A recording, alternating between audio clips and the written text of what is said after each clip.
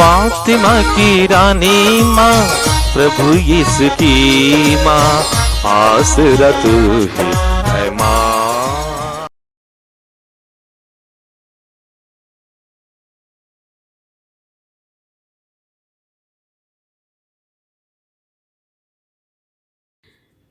पहला पाठ रोमियों के नाम संत पौलुस का पत्र, अध्याय 4, पद संख्याएं 1 से 8 तक। अब हम अपने कुलपति इब्राहिम के विषय में क्या कहें? यदि इब्राहिम अपने कर्मों के कारण धार्मिक माने गए तो वह अपने पर गर्व कर सकते हैं, किंतु वह ईश्वर के सामने ऐसा नहीं कर सकते, क्योंकि धर्म ग्रंथ क्या कहता है? इब्राहिम ने ईश्वर में विश्वास किया और इसी से वह धार्मिक माने गए।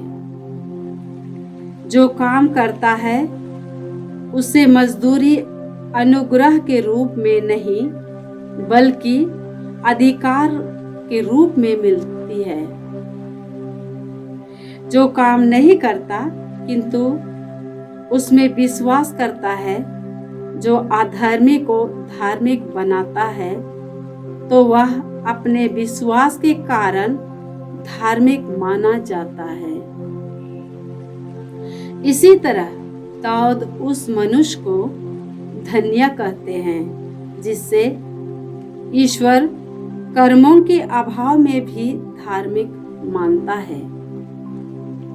धन्य है वे जिसके अपराध क्षमा हुए हैं, जिनके पाप ढक दिए गए हैं। धन्य है वह मनुष्य जिसके पाप का लेखा प्रभु नहीं रखता। प्रभु की वाणी। ईश्वर को धन्यवाद। वचन अनुवाक्य।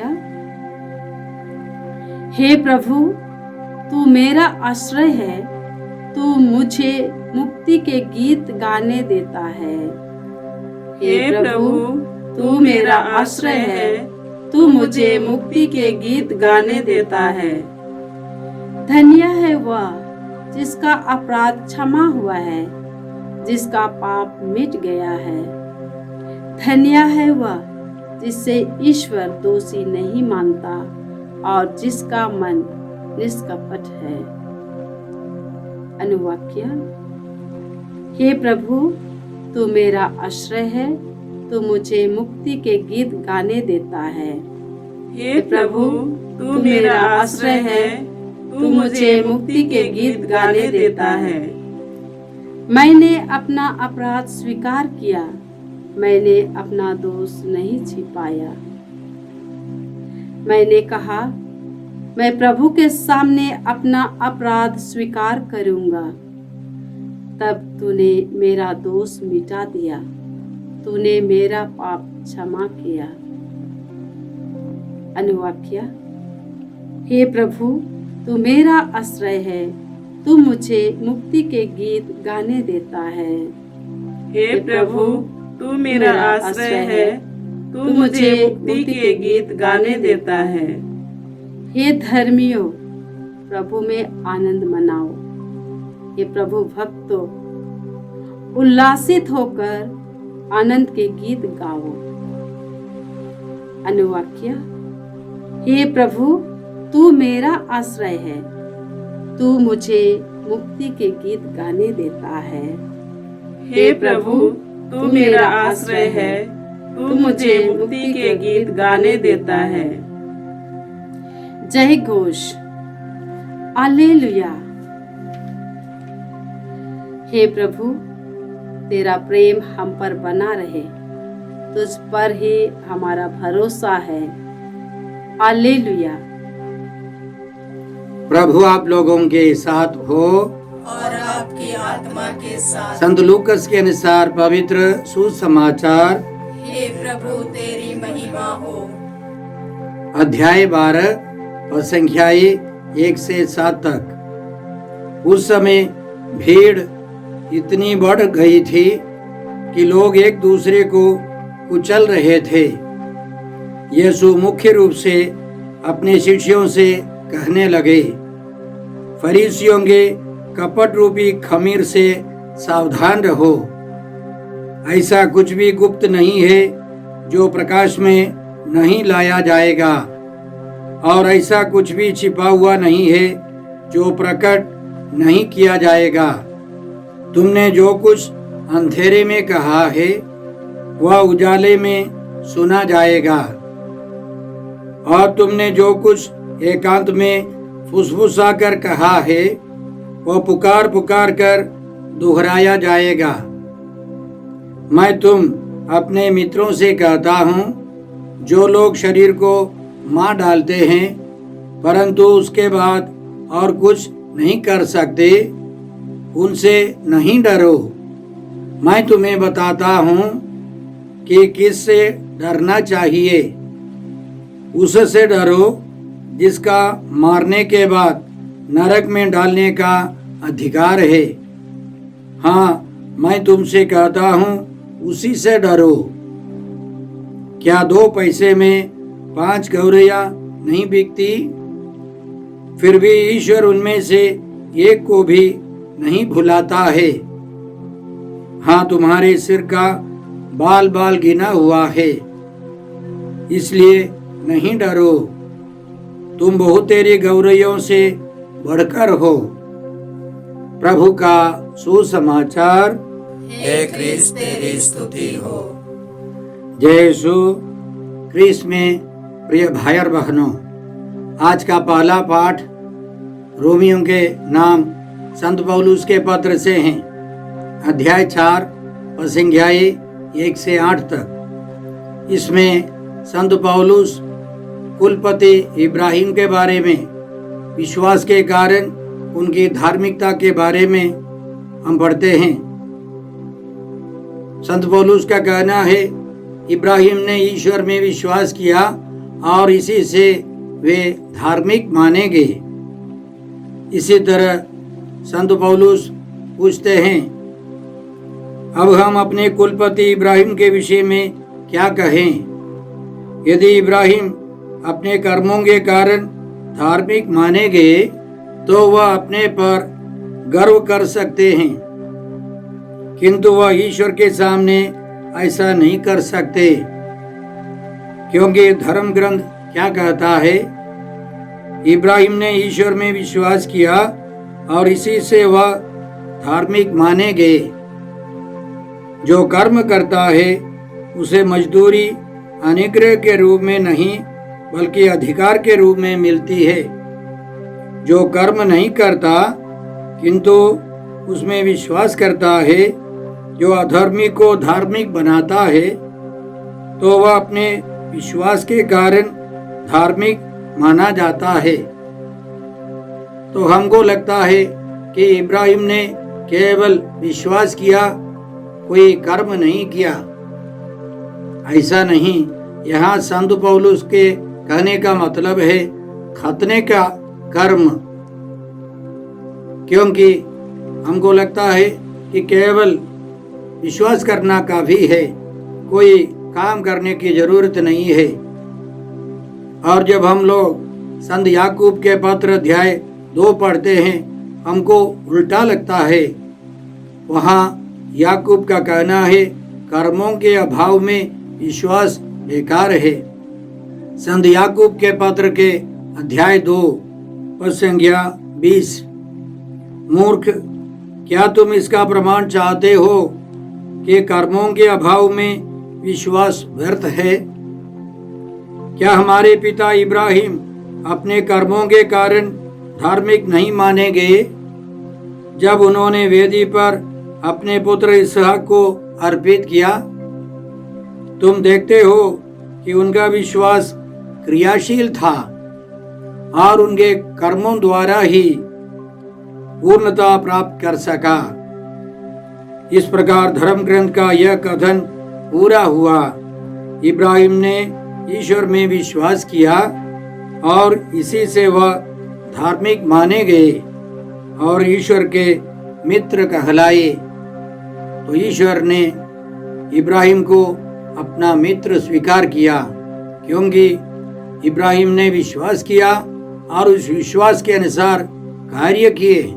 इस प्रकार हम देखते हैं कि ईश्वर ने इब्राहिम को अपना माना, क्योंकि इब्राहिम ने ईश्वर में विश्वास किया और उस विश्वास के अनुसार बहुत सारे कार्य किए।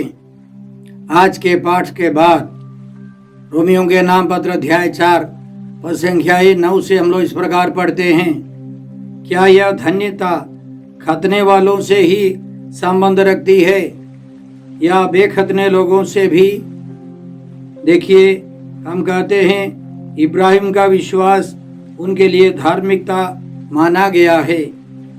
उस समय तक उनका खतना नहीं हुआ था, वह बेखतने ही थे। बेखतने रहते समय उनको विश्वास द्वारा जो धार्मिकता प्राप्त हुई थी, उस पर मुहर की तरह खतने का चिन्ह लगाया गया। इस प्रकार वह उन सबों के भी पिता बने जो खतना कराए बिना विश्वास करते हैं, जिससे उनका भी विश्वास उनके लिए धार्मिकता माना जाए। इब्राहिम उन खतने वालों के भी पिता बने जो न केवल खतने पर निर्भर रहते हैं, बल्कि हमारे पिता इब्राहिम के उस विश्वास के पथ पर चलते हैं जो उन्हें खतने से पहले प्राप्त हुआ था। इसी तरह खतना कराया व्यक्ति हो, बेखतना व्यक्ति हो, विश्वास के द्वारा हम मुक्ति प्राप्त करते हैं। विश्वास के आधार पर कर्म करना है। इब्राहिम ने पहले विश्वास किया, उसके बाद ही खतना हुआ, और उस विश्वास के आधार पर उन्होंने मेल्कीसेदक को दशमांश दिया, अपने भतीजे लोट को बचाया, और उसी तरह अपने पुत्र इसहाक को बलि चढ़ाने के लिए वे तैयार हो गए। तो संत पौलुस और संत याकूब में कोई अंतर नहीं है। उनका कहना एक ही बात है, विश्वास होना है, विश्वास के आधार पर कर्म करना है, तभी हम लोग पूर्ण रूप से धार्मिक बन जाएंगे।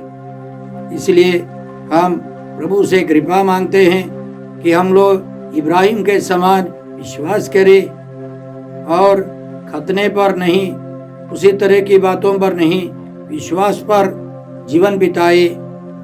आज के सुसमाचार में प्रभु यीशु अपने शिष्यों को बहुत अच्छी अच्छी शिक्षाएं देते हैं।